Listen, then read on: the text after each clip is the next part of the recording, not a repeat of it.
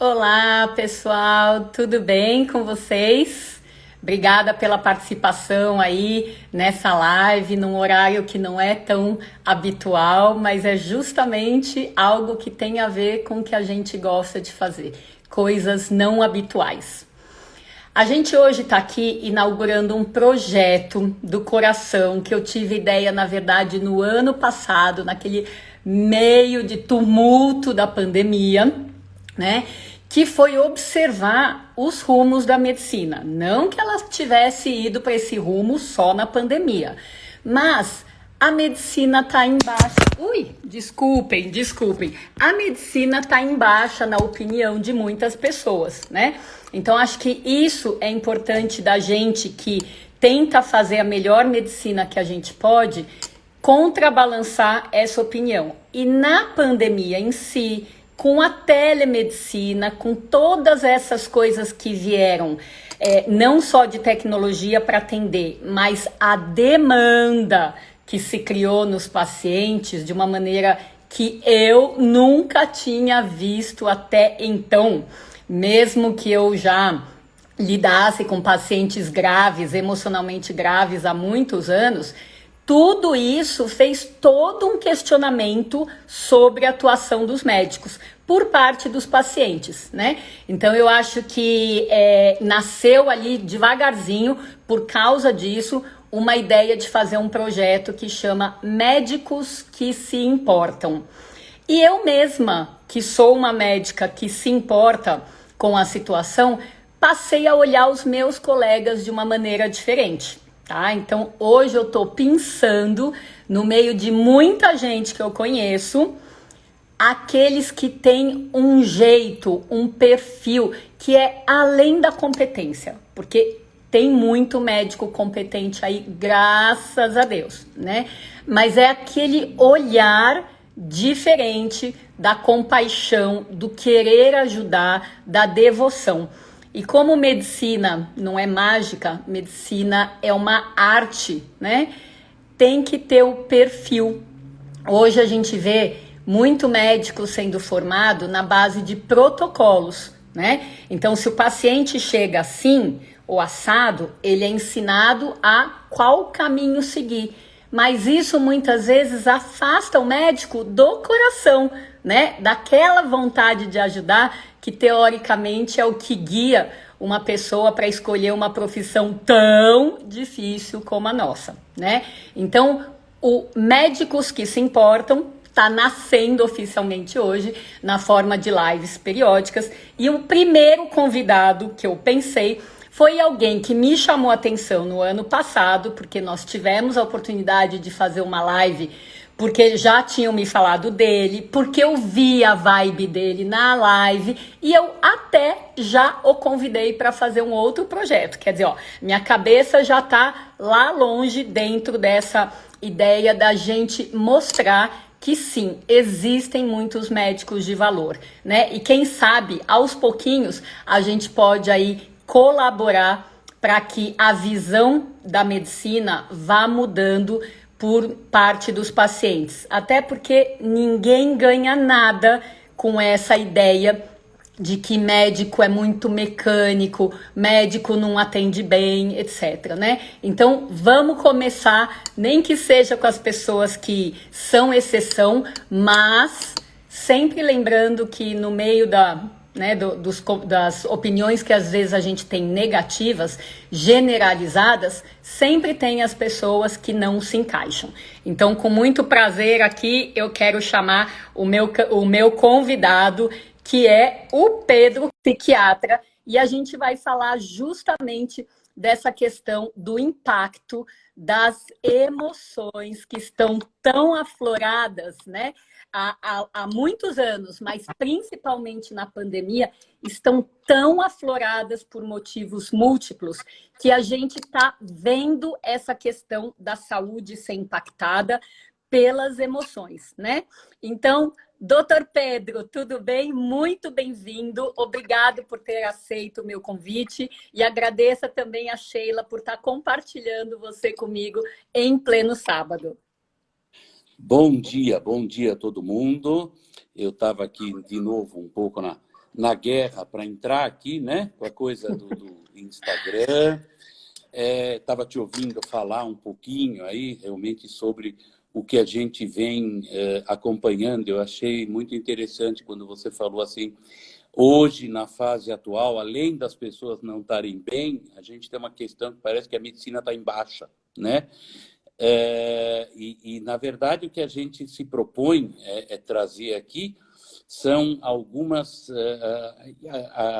questões importantes, algumas coisas que a gente aprendeu e que a gente tem observado realmente e que nos faz pensar em ter uma outra concepção de como conduzir para frente, né? Quer dizer, a gente poder falar um pouquinho da onde vem, né, essas doenças, como elas vêm, como elas surgem, o que acontece e como a gente pode conduzir para frente. Eu é que te agradeço imensamente o convite, Sheilinha também, por estar aí compartilhando com a gente, acompanhando, não é? E a ideia é a gente poder sempre conversar um pouquinho mais, trazer mais conhecimento, trazer mais informação. Então, tá bom. Me conta um pouquinho da sua rotina na psiquiatria. Eu quase sempre que eu tento falar com você, eu te pego na correria entre dois hospitais, né? Então, eu entendo que realmente a coisa não deve estar fácil. Mas dentro da sua rotina, para que você mais é chamado? Quais são as coisas que mais demandam a sua atenção nesses dois hospitais?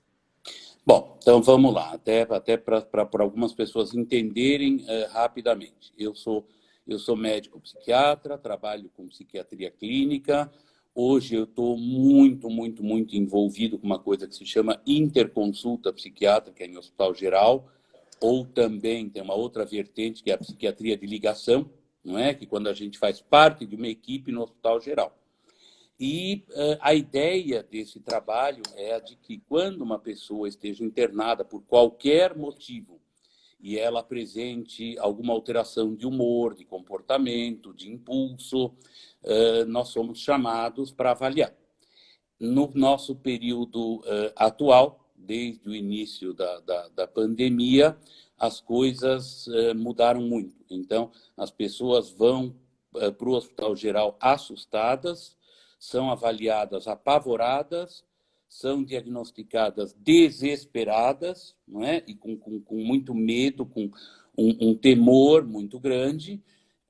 E o nosso papel é trabalhar junto com as equipes o atendimento dessas pessoas. Então, hoje a demanda maior no hospital geral são situações onde você tem pessoas deprimidas por outros fatores, mas na situação de pandemia, quadros de ansiedade, na verdade, manifestações ansiosas, reações de muito medo, de apavoramento, de pânico, de temor do futuro.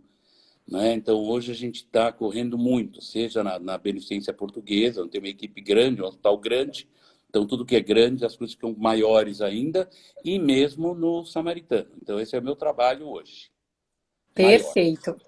E medo é uma emoção para lá de antiga, né? O que a gente vê ao longo do tempo é como as coisas, os motivos para ter medo vão se acumulando e a intensidade do medo vai potencializando, né? Com mais motivos, o medo cresce e eu acho que as pessoas estão muito mais longe do equilíbrio, né, entre o que é aquele medo que é benéfico, né? Eu brincava com as minhas filhas desde pequenas, quando elas falavam, mãe, eu tô com medo de ir mal na prova, né? Sei lá, qualquer coisa assim.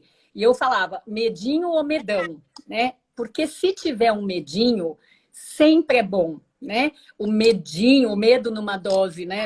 Nessa linguagem infantil, mas o medo nessa dose que é um equilíbrio faz a gente pensar melhor, se planejar, tentar se superar, né? E o medão, né? Que é essa questão que acaba paralisando a gente, mudando o nosso jeito de ser e causando doenças em vários órgãos diferentes do corpo, né? Agora, medo não é necessariamente uma emoção ruim, é a questão da quantidade e do motivo Isso. que as pessoas têm medo, certo? Então, a questão é assim, o medo, acho que é a sensação mais instintiva do ser humano, né? O medo, na verdade, é assim, ele aparece diante de uma situação de incerteza, quer dizer, ele me dá um alerta, né? Eu vou, eu não vou, o que que eu vou fazer, não é? A ideia é de proteção, né? Na verdade, é, aonde que a coisa começa a complicar? Quando a gente começa a ficar com medo de ter medo, né? Eu digo Ok. assim, que quando eu começo a ficar com medo, porque assim, o medo ele pode ser sempre esclarecido. Em geral, o medo ele tem uma origem, né? Ele tem alguma origem. Quando a gente levanta um medo que ele tem uma origem, que ele vai poder ser trabalhado, conduzido, que você vai estimular a pessoa a poder tomar um caminho e vencer aquele medo. As situações, às vezes, para nós, mais complicadas, mas também, eu sempre falo assim, também solúveis, também passíveis de resolução, passíveis de serem tratados. Quando eu chamo esse medo de ter medo, é a manifestação assim, de insegurança, de alerta, de não saber o que vai acontecer. Então, é em relação a um perigo e um risco incertos, né? Entendeu? Mas o que eu sempre converso com meus pacientes, com meus amigos, é de que, sim, sempre pode ser tratado, né? Eu costumo dizer assim que as situações que a gente atende, você tinha me perguntado das situações no hospital, não é, do que a gente atende, e eu brinco assim que as situações que eu vejo, elas são muito parecidas com tem um programa na NetGeo, na televisão, que se chama Mayday Desastres Aéreos. Então, eles estudam lá acidentes aéreos, né? Por que que um avião caiu, por que que ele fez um pouso de emergência, e sempre o que eles descobrem é que nunca é um fator só e que começou muito antes do avião decolar, né? Então, né? E a gente tem que ter isso em mente. As pessoas, quando contam uma história para nós, também você me perguntou do hospital, quando a gente levanta a história, quer dizer, numa reação de medo ou numa reação de raiva, numa reação de inconformismo, a gente sempre tem uma história. As pessoas têm uma história, têm uma vivência anterior, né? E também, eu acho que é uma coisa muito importante, que a gente já tem conversado, né, Tanita, assim, quando a gente fala dos projetos e do que fazer, eu, quando dava aula na faculdade, né, eu brincava sempre com os alunos que, por alguma razão, alguém colocou a psiquiatria como uma especialidade médica, né? Então, que a gente brinca assim que cabeça e corpo estão ligados, existe uma inter-relação. Então, as pessoas não estão assim porque querem ou porque não têm força de vontade. Quanto mais a gente consegue esclarecer sobre isso e elucidar, eu tenho é uma vivência muito gratificante que eu tenho no consultório, a gente consegue ajudar a dissipar medos. Isso é muito bom. Perfeito. O que que você acha aqui da gente se expor um pouquinho, contando se a gente tem os nossos medos principais? Veja se você se sente confortável. Eu vou falar do meu. Eu acho que desde sempre que eu me lembro, né, por gente, uma coisa que faz parte é o medo de errar. E por causa do medo de errar, eu desenvolvi um comportamento que foi ser controladora e perfeccionista. Por quê? Se eu conseguisse ter tudo na minha mão, tudo do meu jeito, se eu conseguisse planejar tudo, eu teria menos chance de errar. Olha meu raciocínio, né? Até que, bom, e a gente faz isso sem querer, né? Na adolescência a gente, né, a gente age, a gente não tem a cabeça da maturidade, né? E a vida foi passando e por muitos e muitos anos eu tive uma dose enorme, né, da necessidade de controlar e de ser perfeccionista. Eu acho que talvez algumas pessoas vão se identificar comigo, até que a corda pegou aqui no meu pescoço e daí vem o sofrimento com esse comportamento que foi gerado pelo medo, né? Então, graças a Deus, eu aprendi aí com pessoas maravilhosas que passaram na minha vida, tanto na forma de terapia, como na forma de cursos de autoconhecimento, que eu acho que hoje é um negócio mega válido, sem contraindicação, né? A gente se conhecer melhor, né? Se aceitar, né? E transformar aquilo que a gente acha que não tá bom. Então, na minha vida, eu passei pelos processos necessários para eu abaixar a minha dose de controle, abaixar a minha dose de perfeccionismo, sem deixar de ser. Mas acho que eu saí do ponto em que as coisas, esse comportamento me fazia mal. E hoje eu tô me sinto muito mais equilibrada em relação ao medo de errar. Tanto é, né, que já fiz um monte de live que a conexão caiu, hoje eu comecei aqui, o meu suporte falhou, enfim, são erros. E eu até dei um apelido carinhoso para os meus erros, que é tanizada. São aquelas coisas que só a Tani faria, né? Aqueles erros que só acontecem com a gente. Então, estou mostrando uma jornada minha para chegar em que ponto? Ninguém precisa ser igual sempre. Se você identifica um comportamento, seja com medo, seja com raiva, seja com outros sentimentos, outras emoções, a ideia é que a gente possa reconhecer e fazer alguma coisa para transformar isso. Porque não só a nossa vida fica infinitamente melhor, não tenha dúvida, como eu vejo isso se espelhar nas pessoas que mais convivem comigo, dentro de casa e no trabalho, né? Todo mundo sai ganhando quando a gente topa mudar de comportamento, melhorar as nossas emoções. Faz sentido isso para você, Pedro? Olha, bom, faz todo, faz todo. Eu nem vou entrar aqui nos meus medos, né, agora e tal. Já tive alguns, tenho outros e tal, mas eu acho que assim, você usou uma palavra que é muito importante. Então, que é a motivação, né? Como a gente consegue motivar alguém a alguma coisa? Porque eu costumo dizer assim que na vida, quanto mais a gente trabalha perdas, é mais complicado. Né? Trabalhar perdas é uma coisa muito complicada, porque você tem muito sofrimento em cima. Então, sempre a ideia é você trabalhar ganhos, né? É o direito da pessoa de viver melhor, é o direito da pessoa de estar bem, é o direito da pessoa de estar adaptada às suas tanizadas, né? Entendeu? Ou coisa assim, eu acho que todos nós temos, né? A gente tem um conceito, eu sempre digo assim que quando a gente considera alguma coisa que está dando errada, né, é importante que a gente tenha claro que o erro existe para ser corrigido e não punido. Né? Algumas pessoas tendem a se punir com erro, se torturar, se culpar com erro, mas por que eu fiz? E o erro, a ideia é de que ele seja corrigido.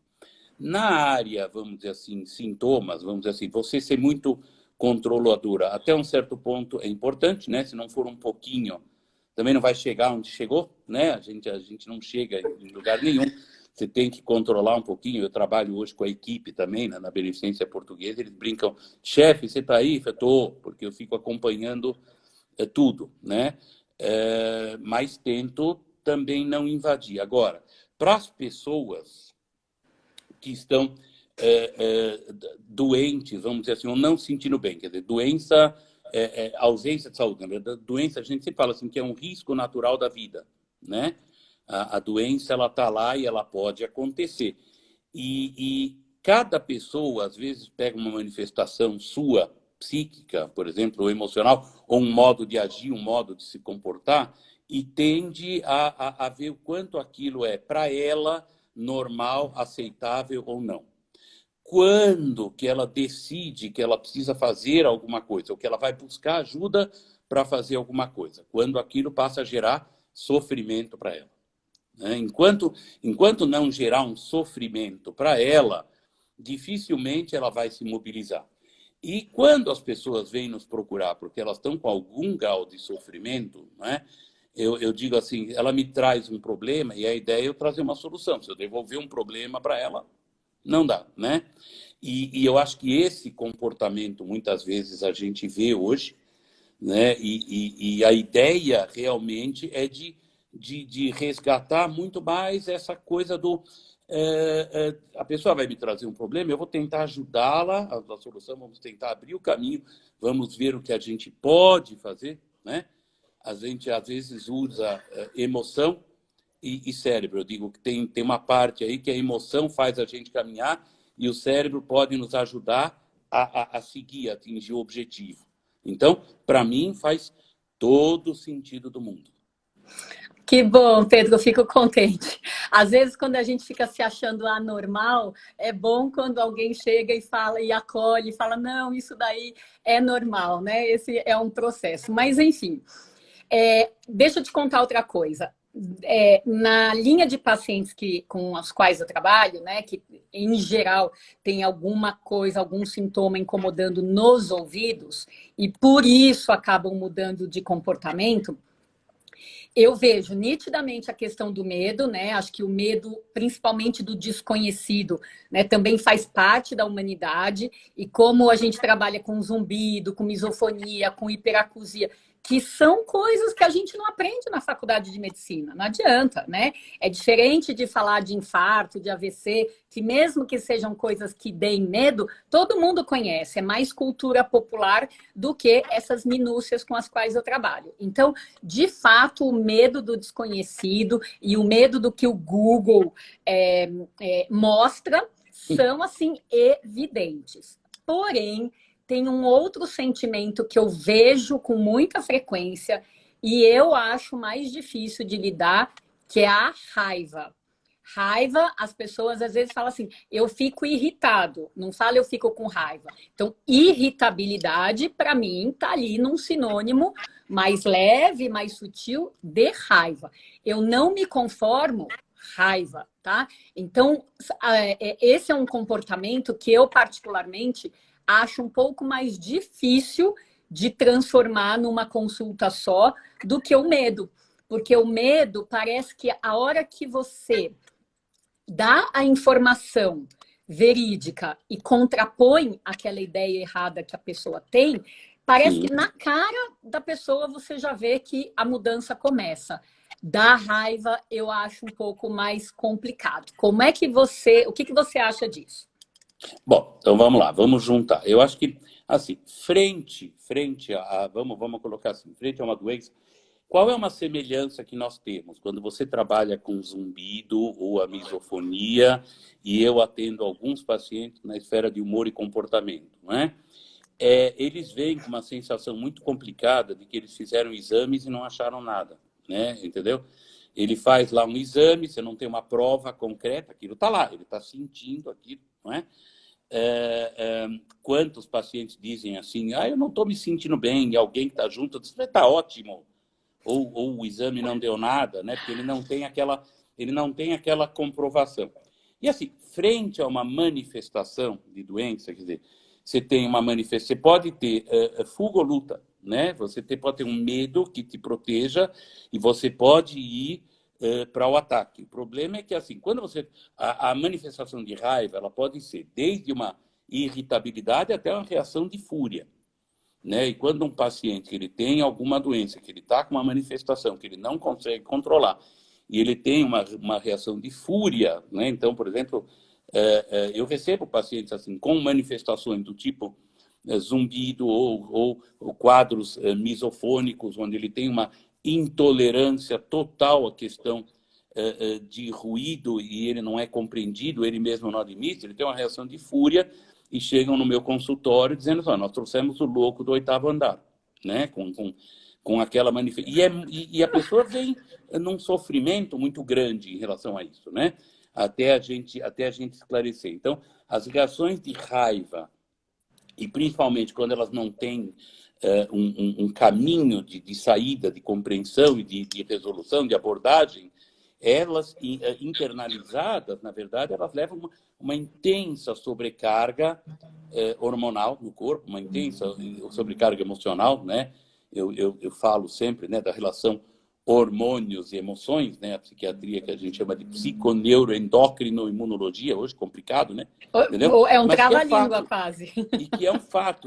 E aí você tem toda uma manifestação de eclosão e de surgimento de outras doenças, não só pela manifestação emocional e tal, mas é um desgaste de energia brutal, sem uma resolução, sem um amparo, sem um acolhimento, sem uma visão de finitude daquilo que está acontecendo. Então, este é um complexo. E essas manifestações, mais do que a gente simplesmente, nossa, vamos dar um remedinho, alguma coisa, entender por que está acontecendo e ver como a gente pode fazer para que a pessoa tenha, além daquilo que a gente vai trabalhar, como médicos e outros profissionais que trabalham na nossa área, para dar ferramentas para que as pessoas consigam suportar melhor, conduzir e vislumbrar objetivamente boas notícias, né? Que é o que os nossos queridos pacientes querem. Falam, posso ajudar? Pode, doutor, me dê boas notícias. Então, como a gente poder conduzir isso, eu acho que é muito importante. Com certeza, muito bem colocado. Me conta a sua opinião sobre a frase que eu ouço de alguns pacientes, né? Porque a minha ideia na primeira consulta é sempre ver toda a parte física, as causas possíveis, mais prováveis para cada paciente, né? Considerando que a gente está falando de sintomas que têm múltiplas possibilidades. Então, eu sempre vou no porquê, né? Mas eu também sempre gosto de fazer uma perguntinha básica, que é se a pessoa acha que tem alguma questão emocional da vida dela que possa estar com influência ou na origem do sintoma ou na exacerbação. Né? Então, por exemplo, na prática, tem muitos pacientes que falam assim: meu zumbido é quieto o dia todo, mas se eu estresso, ele cresce. Né? Então, isso é muito comum. Então, dentro dessa ideia, eu sempre pergunto. E de vez em quando eu ouço respostas assim: doutora, eu sou muito racional. O que você acha dessa frase, Pedro? Então, vamos lá. Bom, essa pergunta, vamos dizer assim, no meu consultório, na minha área, essa pergunta é uma das primeiras, né? Assim, quer dizer, qual é o componente? E eu, complementarmente, quer dizer, na verdade, eu pergunto se existe alguma coisa de manifestação física que se altera quando a pessoa tem uma vivência da parte emocional. Então, né? Perfeito. Nós estamos aqui, a galinha e o ovo, né? Não é verdade? Sim, Né? sim. E a gente pergunta. E eu tenho, claro, muitos pacientes que eles informam que eles já notaram a piora frente a determinadas situações, não é? De sintoma do zumbido, por exemplo. A questão do zumbido, ela acompanha muitos, né? Muitos pacientes, seja como causa, seja como consequência. Eu tive recentemente, uma paciente que entrou em pânico, uma senhora, por conta do quadro da pandemia, né? Ela está muito bem do quadro paniforme, mas o zumbido veio e não foi mais embora. Né? E ficou com ela essa semana e tal, e nós começamos a trabalhar. Mas, assim, na verdade, pessoas que controlam mais aquilo que da forma como vão se manifestar, elas têm mais chances de ter sintomas físicos outros por manifestação, por não, vamos dizer assim, por não exteriorizar, quer dizer, na verdade, por não se colocar, por não elaborar. E muitos pacientes, às vezes, a primeira ficha deles cai sobre existir uma relação entre aquele sintoma físico e uma manifestação outra emocional que o trouxe ao consultório, quando a gente pergunta a primeira vez. Né? Muitas vezes ele não tinha nem se apercebido. Nossa, doutor, sabe que agora que eu estou pensando aqui e tal, e aí a gente conduz. Então, é um sistema, né? Isso aqui é sistêmico. Então, a forma como a gente se manifesta, vamos dizer assim, em termos de se manifestar, se expor, se colocar, faz toda a diferença. Mas, mais do que isso, a forma como a gente traz a pessoa a poder pensar um pouquinho nisso, elaborar isto e rever uma forma tranquila de melhorar e de ajudar, também faz toda a diferença, né? Perfeito, amei você falar dessa ideia de que, né, pessoas racionais que não entram em contato com as emoções, né, não identificam e daí não percebem esse vínculo com sintomas corporais. Perfeito, porque Exatamente. o que eu ia falar em cima disso? Às vezes, eu dentro das conversas dos pacientes, eu vejo pessoas com esse perfil, eu sou muito racional, que realmente não sabem identificar. E nós somos seres emocionais. As emoções estão dentro de nós, a gente assumindo ou não, aceitando ou rejeitando, elas estão e elas transparecem, né? Então, eu vejo as pessoas que se colocam como muito racionais, e eu já fui uma delas também, com essa ideia de não entrar em contato. Então, como que a gente pode ver uma pessoa como se comporta uma pessoa que teoricamente se acha muito racional? Se você perguntar para a pessoa assim, olha, o que você sente quando você é contrariado? A resposta em geral é assim, ué, eu não gosto. Não gostar não é emoção, né? Então, o que você sente? Eu entendo que não gostar é um comportamento. O que você sente? Então, para sair que é raiva, é uma vida, né? Quer dizer, é a dificuldade de definir, de reconhecer emoções que são muito básicas. E a gente está falando aqui particularmente de medo e de raiva, né? Enfim, então todo mundo reage, só que às vezes não dá o nome aos bois. E reconhecer as emoções, as próprias e as dos outros, né, com quem a gente convive em sociedade, em família, é a base da inteligência emocional, né? Essa coisa que é tão rica, que é a habilidade do futuro, que já é considerada a habilidade do século, é algo que se busca cada vez mais no ser humano do futuro, para que a convivência, com pandemia ou sem pandemia, ou sei lá como é que vai ser o futuro pós-pandemia, que vai ser de qualquer jeito menos igual ao passado, né? Então, sabe-se lá como vai ser, a inteligência emocional é algo que passa pelo reconhecimento.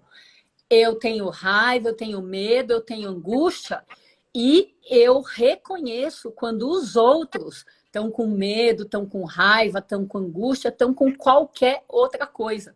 Então, isso que eu acho que hoje, depois que eu aprendi essa questão, eu acho ela virou tão básica para mim, para lidar com os pacientes, para lidar comigo mesma, para lidar com a minha equipe querida, maravilhosa, manter a harmonia no trabalho e no lar, que cada vez mais eu quero, sabe, realçar que dá sim para a gente mudar de comportamento, mas o primeiro passo é reconhecer. Faz sentido para você? Faz sentido total. Eu acho que assim, a gente tem. Eu costumo colocar para as pessoas assim: tem algumas coisas na vida que a gente usa o coração, tem algumas coisas que a gente usa a cabeça, né? Quando eu teria alguma coisa que eu devo usar a cabeça, eu uso o coração para resolver, vai dar galho, né? Vai dar galho porque aquilo não vai andar. Então, e aí você tem um aprendizado. Bom, peraí, aqui eu tenho que usar o racional e aqui eu vou ter que usar o meu emocional, né? Usar o racional é inteligir, né? Entendeu? Então, que a gente precisa. Assim, eu tenho uma forma de explicar para as pessoas assim. Eu tenho, em geral, um tripé. Quer dizer, quando que eu tenho uma crise? Quando que eu tenho uma crise qualquer, um conflito? Quando que eu tenho um conflito? eu tenho 3 situações, assim, uma delas que eu chamo de problemas de comunicação, né? Então, eu brinco assim que às vezes um adolescente, quando está conversando com adulto, você não sabe quem não entende quem, né? Porque eles estão falando, você não sabe quem, né? Junto com isso, eu tenho as reações de raiva. Então, e quando eu não consigo me comunicar, não consigo me fazer entender, eu não consigo tal, eu tenho uma reação de raiva, né? Eu fico bravo, eu não estou me fazendo entender, eu não estou sendo entendido, né? E isto gera um problema. Então, eu sempre digo assim, quando você começa a trabalhar a comunicação, o manejo da raiva e uma resolução de problemas, porque isso anda junto, né? E um sempre desencadeia o outro. A gente tem isso em algumas situações de doença, a gente tem isso quando a gente fala de pacientes com pessoas com quadros de dependência química, né? Entendeu? Então, assim, conseguir ter uma comunicação clara, conseguir desenvolver uma crítica de alguma coisa, entender será que eu estou me comunicando, eles não estão entendendo, ou eu não estou me colocando claramente, né?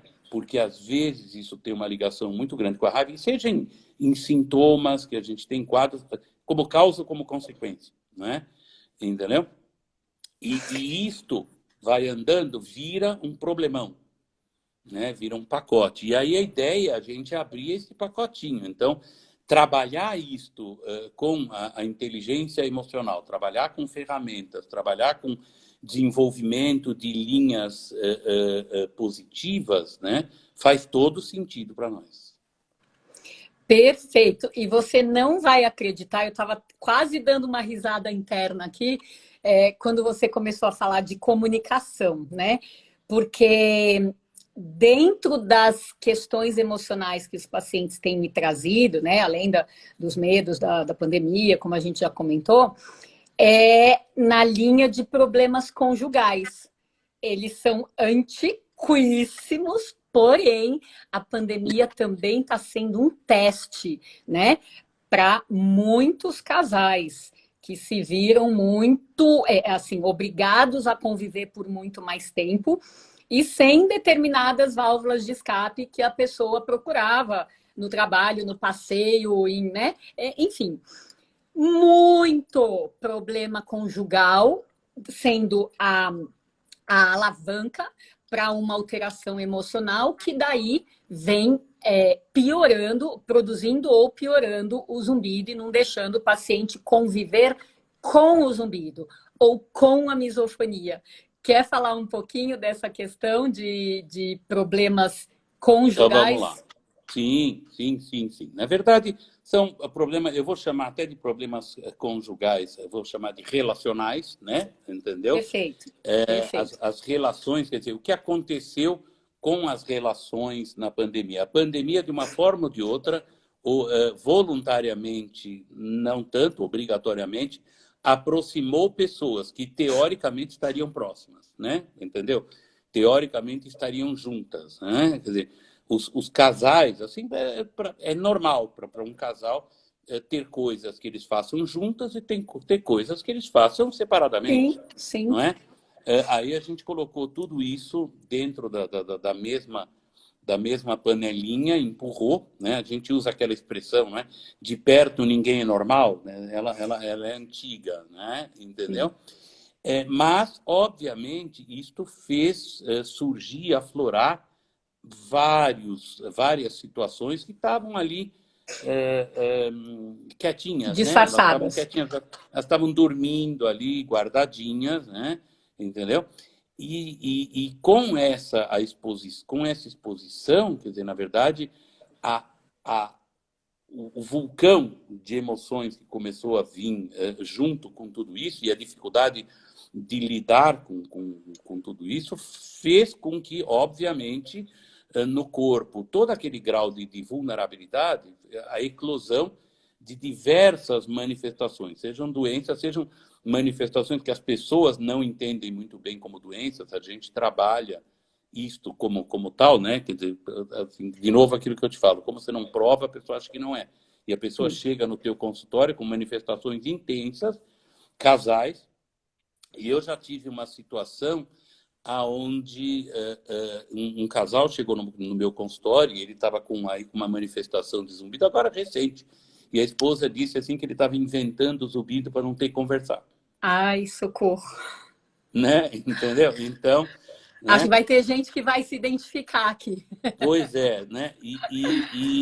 Tá vendo? Ele está inventando isso que agora não quer mais conversar. Então é muito difícil, é complexo. Muito. E eu brinco assim que alguns casais desenvolveram uma coisa assim que as pessoas que estiverem nos acompanhando não se assustem, mas que eu brinco assim que eu brinco assim que é o modelo do casal casado há 40 anos. Então, o casal casado há 40 anos, um não fala nada, o outro também não fala nada, e um vira para o outro e diz assim: entendeu, amor? Aí ele diz assim: pô, mas você não falou nada, entendi o quê? Ele diz: não, nós estamos tanto tempo assim que não precisa falar nada, é só olhar para mim para entender. Né? Então, veja como isso tem uma interferência grande. Assim, com esta situação, as pessoas que vêm no consultório com sintomas, quer dizer, acho que no teu consultório até muito mais, né, na tua clínica, muito mais do que no meu, porque as pessoas buscam por conta de uma manifestação física e você vai atrás da coisa Sim. emocional, de trazer para a pessoa, né? O meu caminho é o inverso, né? Entendeu? Então,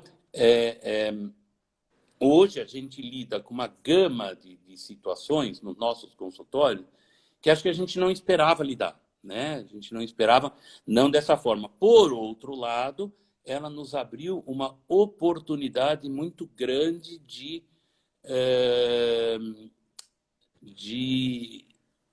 poder observar nas pessoas o que está acontecendo, poder nos propor a auxiliar de uma outra forma, poder trabalhar até junto com isso. Eu sempre digo assim, quando as ferramentas que a gente usa, poder trabalhar as mediações de conflito, né? Quer dizer, nem tudo é catastrófico. Eu brinco no consultório, apesar de estar colocando aqui dos casais, que eu ando com uma canetinha, acho que eu já te comentei isso, que eu ando com uma caneta no bolso, uma lanterna no bolso, e as pessoas me perguntam, né? Para que serve, o que faz um psiquiatra com uma lanterna? Eu sempre digo assim que é para avisar que tem luz no fim do túnel e não é o trem vindo. Então, como poder realmente auxiliar? Agora, são manifestações onde a gente vê mesmo, né? Conflitos muitos e conjugais, alguns que não existiam existindo e outros aflorando. Perfeito. Ó, eu vou fazer um comentário aqui de uma pessoa que fez uma pergunta, que é a Suzy, que é da Argentina, e daí ela foi corroborada aqui por outra pessoa que agora já passou.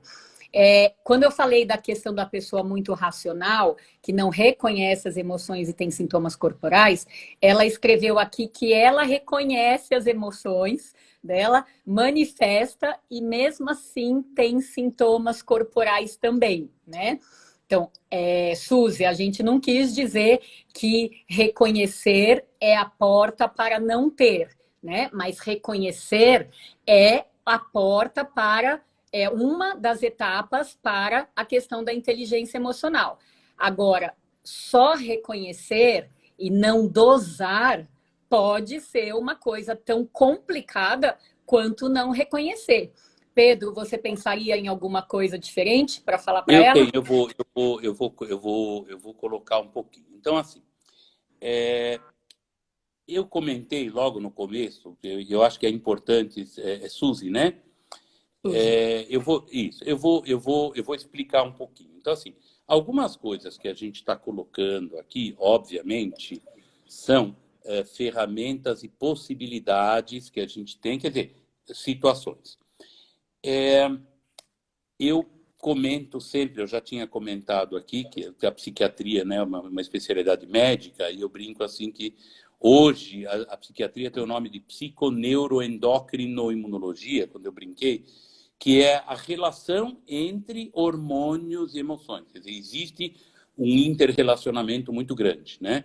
Eu não me aprofundei aqui, talvez, agora na oportunidade nossa aí, né, Tani, para frente, Sim, sim. mas a ideia, na verdade, é assim, entender um pouquinho como que a nossa balança hormonal, como que o corpo reage frente a algumas manifestações. Então, é claro, existem pessoas como você que, assim, ah, tá, eu estou me manifestando, eu estou exteriorizando minhas emoções, eu estou entendendo tudo e eu continuo tendo sintomas. E agora? Bom, precisamos olhar um pouquinho mais, né? A gente precisa olhar um pouco mais nessa balança. Então, como eu tinha citado antes, algumas situações que a gente vê, elas são como aquele programa, quer dizer, elas são nunca um fator só, começou muito antes do avião decolar, elas são multifatoriais.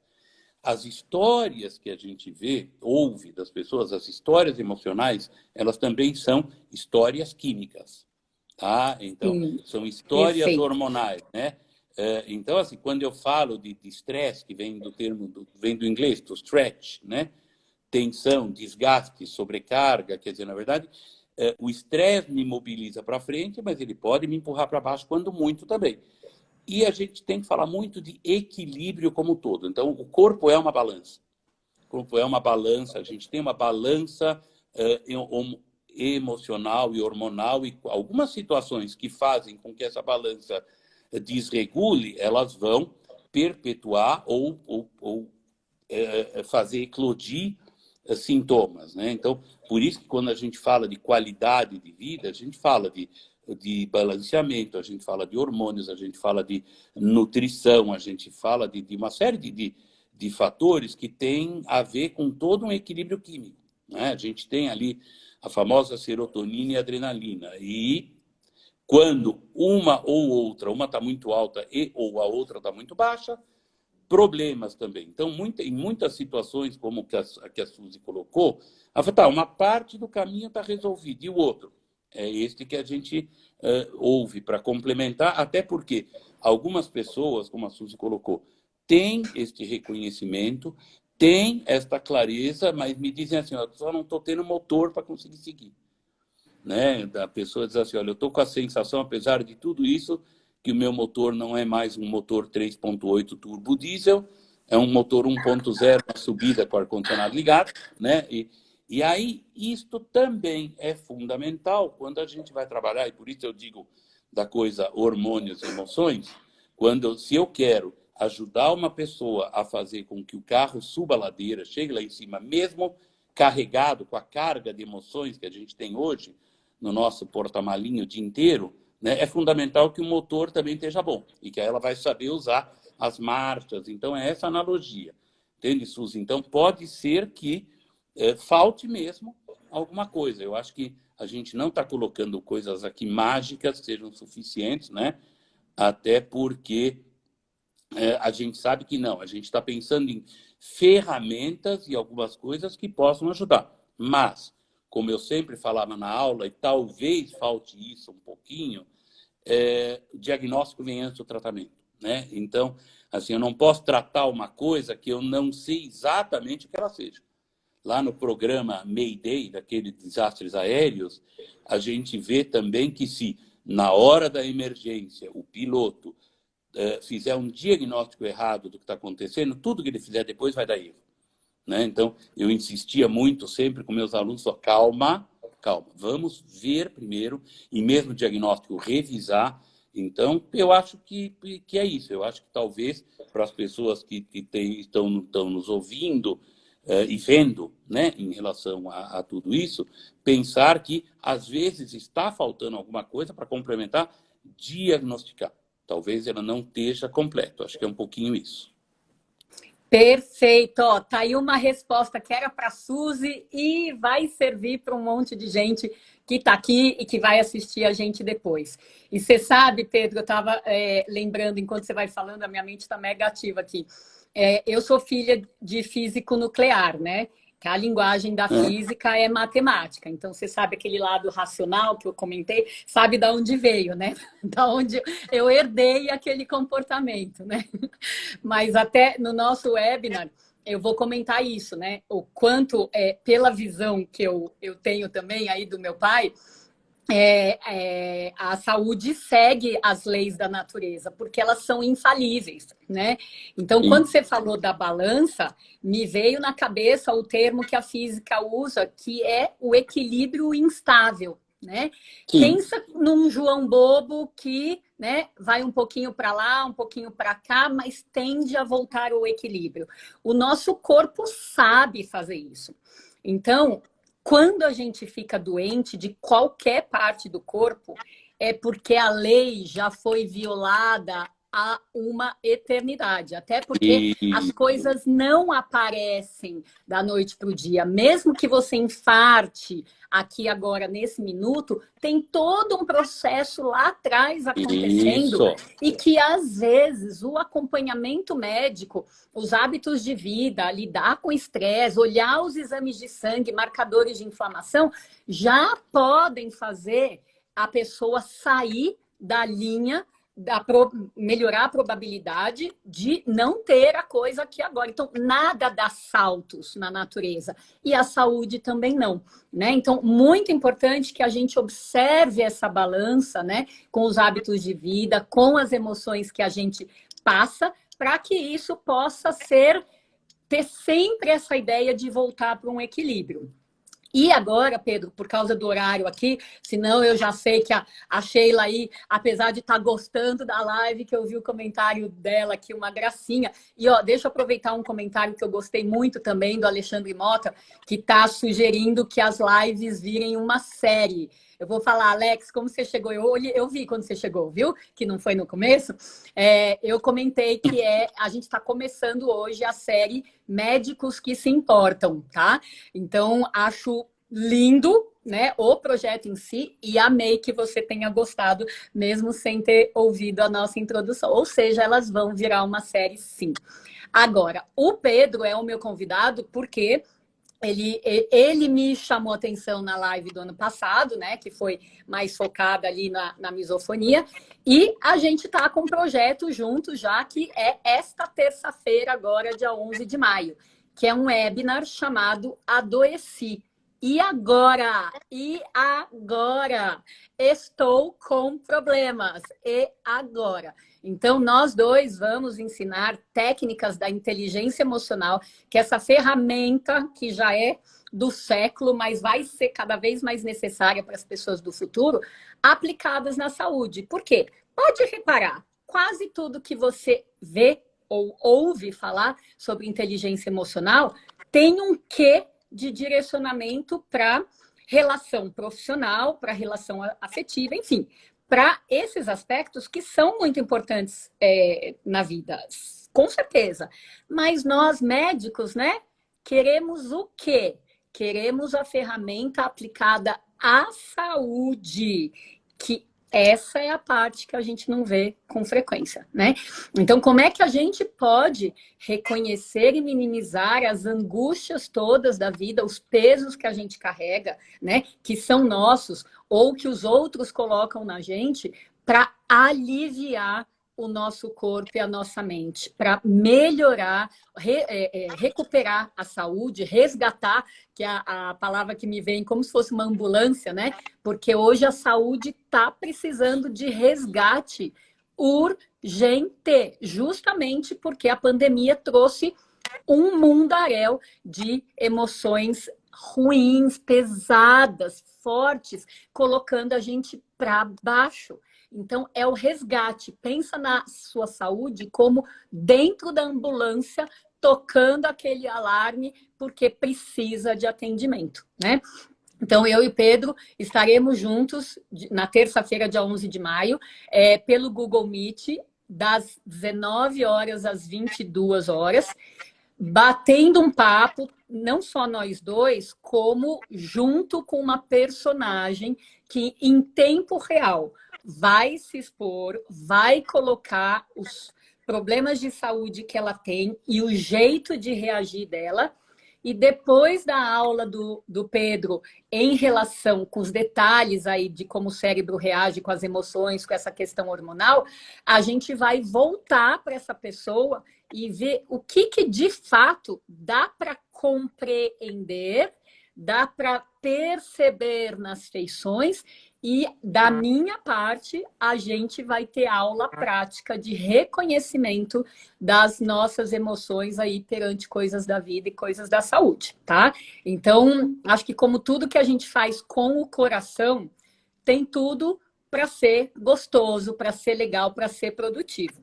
E eu confesso que a minha emoção aqui, né, já que eu estou saindo pra caramba da minha zona do conforto, de falar das coisas do ouvido somente, né? A minha emoção é de um medinho, é de friozinho na barriga, mas mesmo com medo, a gente vai para frente, não é, Pedro? Ah, certeza. Ó, deixa eu te falar duas coisas rapidinho. Primeiro, assim, são todos muito bem-vindos. A ideia realmente é a gente poder falar um pouquinho de como é que esse nosso motorzinho funciona na prática, o que que a gente pode fazer, o que que a gente pode pensar em melhorar. Mas o que eu queria falar rapidinho é o seguinte: você falou do seu pai que era físico, né? Eu venho de uma história, eu tenho pai e mãe alemães, meu pai era alemão e fazia prova de geografia na hora do jantar, tá bom? Então, Ganhou de certo? mim, pode deixar, ganhou A de mim. gente sentava e ele começava a perguntar qual era a capital do não sei o que, na hora do jantar. Era muito agradável mesmo, né? Tá? E eu queria te avisar também que o teu lado controlador está melhor, mas você pelo menos viu que o Alexandre não entrou no começo, né? Você reparou. De Com qualquer forma, certeza, estou assim, de olho em então, tudo, ó, eu tô, porque eu eu ainda tô sou brincando. controladora. Não, eu tô brincando com isso para dizer assim, Sim, claro, a gente claro. tem algumas características nossas e que a ideia é que a gente use de forma positiva, que a gente consiga definir o limite daquilo onde não está mais uma coisa, eu não vou chamar normal, porque normal é anormal, não é nem isso, mas onde está o limite aonde a gente começa a ter a questão da doença, a gente começa a ter a questão do medo e como a gente pode trabalhar isto de uma forma a ter aliados, né? Eu brinco com todos os meus pacientes que a ideia é ser um aliado, um cúmplice não, um aliado. Então, eu acho que essa é a ideia, a proposta da gente, do que a gente se importa, né? Acho que é isso, né, Tânia? Porque a gente se importa, exatamente. E a Lê está aqui, né, nos bastidores, está aqui na live, está informando que quem quiser fazer a inscrição, né, até amanhã, tanto no link do meu perfil aqui, Tanigan Sanches, como no link do perfil Zumbido no Ouvido. Para quem ainda não sabe, a gente conduz essas duas páginas, tá? Para quem também não sabe, que a gente vê de vez em quando essa pergunta, o que é o perfil? O que é a bio? Basta clicar no nosso nome, vai entrar no perfil onde a gente se apresenta como médica, tal, e tem lá embaixo um Linktree que chama Linktree/Zumbido no Ouvido. É outro clique ali, tem uma listinha de coisas. A primeira é o webinar Adoeci e Agora. Vários pontos de interrogação para a gente justamente saber o que fazer nessa vibe que vocês já viram aqui, que eu e Pedro, a gente bate uma bola que flui bem, né? E a gente se importa, né?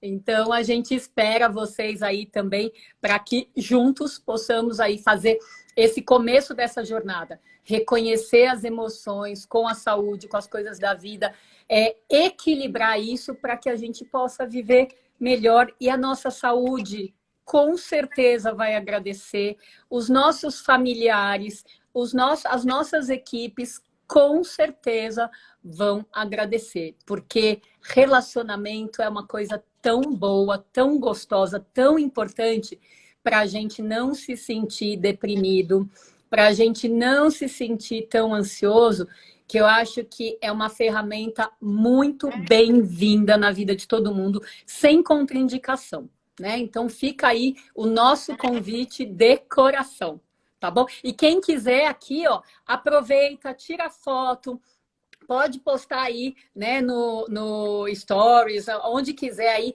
marcando a gente agradece muito pela ajuda na divulgação, tá bom? Todo mundo sabe o que é sair da zona de conforto e eu e o Pedro estamos exatamente nesse momento. Então, a gente agradece pelo acolhimento de vocês também, né, Pedro? É isso aí, gente. Olha, a coisa da zona de conforto. A Sheila avisou aqui que ela não está conseguindo compartilhar, ela não está conseguindo publicar. Não sei porquê, mas Tá. entrou aqui. E ela está agoniada. Escreveram aqui. Mas tudo bem, a gente resolve, Sheilita. Na verdade, assim, primeiro agradecer a todos, pedir que venham. Eu acho que convidar, não é nem pedir, convidar a nos acompanhar nessa nossa jornada de saída de zona de conforto sem grande sofrimento, com um pouquinho de Isso, medo, nenhuma raiva e se sentindo bem, né? E eu perfeito. aproveito apenas ainda para desejar aí para todas as mamães e pães, né? Amanhã um bom dia das mães e dia de pães, tá bom? Que é os pais, mães, mães, pais, tá bom? Eu É acho que é isso isso. aí. Eu estou muito feliz com a nossa iniciativa aí, com a jornada nossa. A iniciativa toda é da Tanita, eu entrei junto aqui e estou achando muito legal. É uma coisa assim que está me fazendo me importar, né? A gente se importa, eu acho que é isso. Tá bom? Acho que é isso. Tanita, obrigado, né? E estamos juntos, tá bom? Tamo junto. Primeiro terça-feira, depois em novos projetos, com certeza. Como o Alex Amém. falou, vamos fazer isso daí virar sequência, né? Terça-feira é só um aperitivo e depois a gente vai ver o andar da carruagem e tem mais coisa para vir, tá bom? Então, como Simbora. Pedro, eu também agradeço muito a presença de vocês aí, que isso é de fato valorizar o nosso trabalho. Então, é muito gostoso, né, que a gente possa reconhecer o reconhecimento de vocês, tá bom? E daí, de fato, também vamos aproveitar para todo mundo que é mãe, que é pai, para quem não é mãe, mas todo mundo tem mãe. Então, amanhã é dia da gente pensar neste sentimento, nessas emoções, e já vem com isso tudo se inscrever para o webinar na terça-feira, tá bom? Gratidão mais uma vez. A gente se vê em breve. Beijo para todo mundo. Tchau, Pedro. Até mais. Tchau, tchau, tchau, Tani. Tchau, gente. Um bom fim de semana para todos.